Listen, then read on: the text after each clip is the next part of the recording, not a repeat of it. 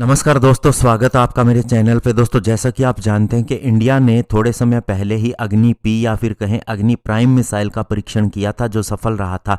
ऐसे में दोस्तों ये एक अग्नि मिसाइल का सुपर वर्जन था, जिसमें हम कह सकते हैं कि सारी चीज़ें अपग्रेड की गई थी। तो दोस्तों, क्या अब इंडिया ऐसी ही एक अग्नि पी मिसाइल बना रहा है, जो कि इसका एंटी शिप वर्जन होगा, या कह सकते हैं कि एंटी शिप बैलिस्टिक मिसाइल के ऊपर भी काम किया जा रहा है। आज इसी के ऊपर बात करेंगे। चलिए दोस्तों, शुरू करते हैं। तो दोस्तों, सबसे पहले बात करेंगे कि क्या इंडिया के पास एंटी शिप मिसाइल नहीं है। तो आपको बता दें कि इंडिया ने 2018 के अंदर धनुष बैलिस्टिक मिसाइल का परीक्षण किया था।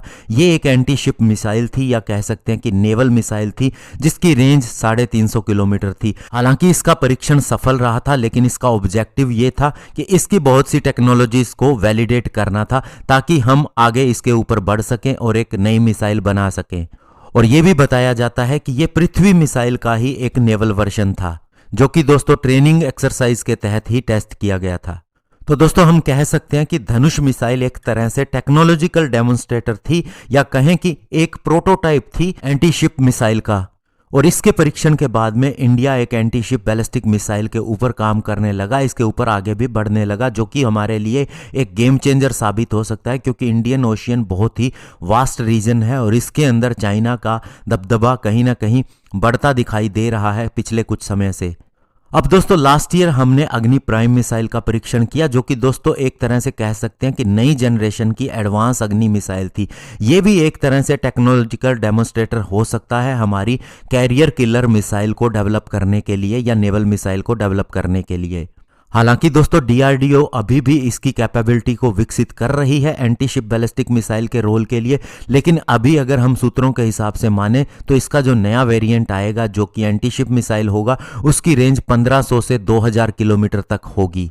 और इसके अलावा दोस्तों 11 से 12 टन के कैनिस्टर वाली ये मिसाइल होगी, जिसके अंदर दो तरह के हम कह सकते हैं कि वारहेड होंगे, या फिर हम ये कह सकते हैं कि मैन्यूवरेबल री एंट्री व्हीकल वाली कैपेसिटी के साथ में ये मिसाइल आएगी। तो हम कह सकते हैं कि डीआरडीओ अब एक ऐसी मिसाइल तैयार कर रहा है जो एंटी शिप मिसाइल भी होगी, यानी कि हमारे बड़े शिप के ऊपर भी इसे इंस्टॉल किया जा सकेगा। फ्रंटलाइन वारशिप के साथ में ये इस्तेमाल की जा सकेगी। और इसका सबसे बड़ा फायदा ये होगा कि अगर हमें किसी दुश्मन देश के एयरक्राफ्ट कैरियर को डिस्ट्रॉय करना है, तो हम उसके नज़दीक जाके या काफ़ी दूरी से भी 1500 से 2000 किलोमीटर की दूरी से भी शिप से ही मिसाइल लॉन्च करके उसे डिस्ट्रॉय कर सकते हैं। हमें सबमरीन की भी ज़रूरत नहीं रहेगी।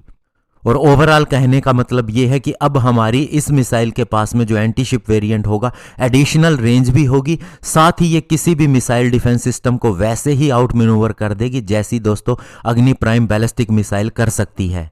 तो ऐसे में दोस्तों इसका नेवल वर्जन आना बहुत ही बड़ी अचीवमेंट होगी इंडिया के लिए, और इसके ऊपर डीआरडीओ काम कर रहा है।